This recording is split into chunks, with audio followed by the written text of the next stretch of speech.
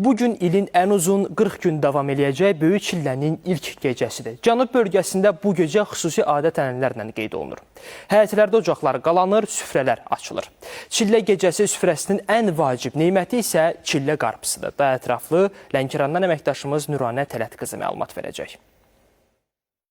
Bu günləri ilin 365 gününün ən uzun günü başlayır. Buna da Böyük Çillə günü deyirlər. Artıq Cənub bölgəsində bu illərdir ki, adət-ənənə olaraq həyata keçirilir. Xalq arasında Böyük Çillə qışın ən sərt və soyuq dövrünün başlanğıcı hesab olunur.